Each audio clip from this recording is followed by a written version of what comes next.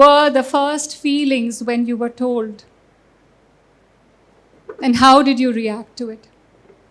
Good evening, everybody, and it's such an honor to be here today to share my experience. And I just want to thank everybody sitting here and who's willing to help people who are in need, like me.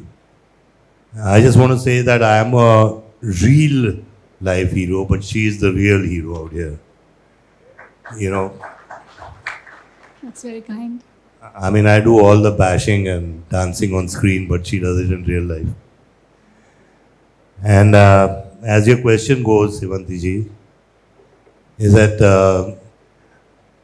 I was just talking to my sister and Dr. Tarang and everybody inside, is that how do I come to know that I have cancer?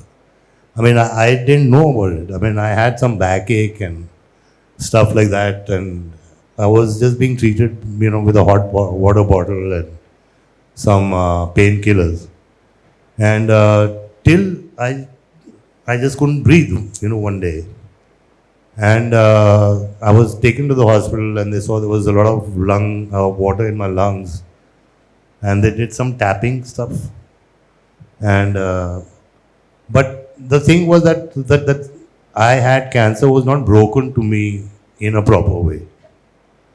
It was done in a different way where my wife was not there, my family, sisters, nobody was there. I was alone, and this guy walks up and he says, "You got cancer." So it hit me. I just couldn't understand it, and then my wife was in Dubai, and she didn't know about it. Then Priya was told. Priya came, and she said that I think that you got cancer. So my first reaction was that, okay, I got cancer.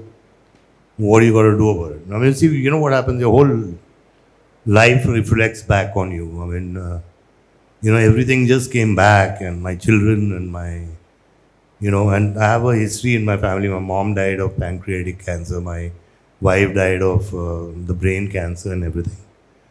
And it was like a shock. So the first thing I said was that let it be. I don't want any treatment. So they said, you have to be treated. I said, I can't take chemotherapy and all that stuff. So let it be. And if it's meant to be, it's meant to be, and I'm going to go. So Rakesh Roshan ji, he spoke to me. And he says, Sanjay, there's this doctor, Sevanti.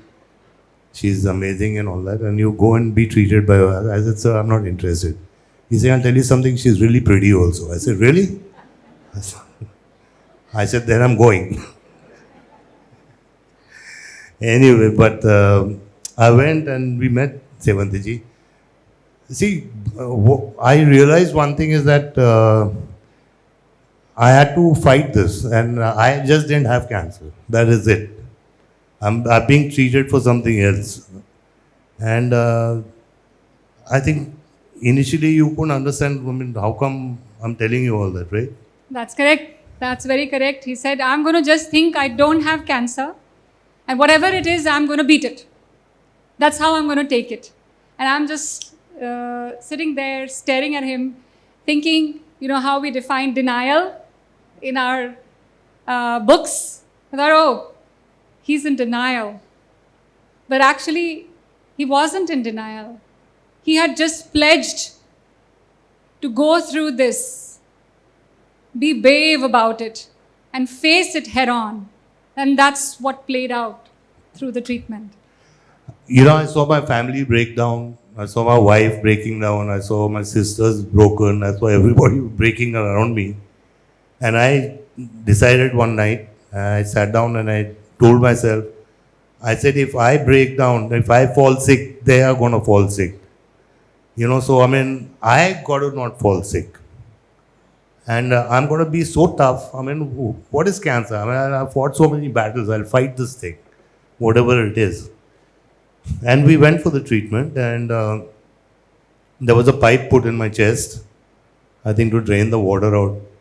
And I remember I told Sevanti ji, this is going to come out in 2 weeks. I told you this. Yes, correct. And what happened? It did. And when he came back for the 2 weekly follow-up, I told the surgeon who had put the tube in, we are in for a challenge because he's expecting that the tube will come out. And will it? Because it was all hemorrhagic. It was bloody pleural effusion. It was bloody fluid in the lung. But 2 weeks later, the fluid had already dried out. That's where I would like to mention the angle of precision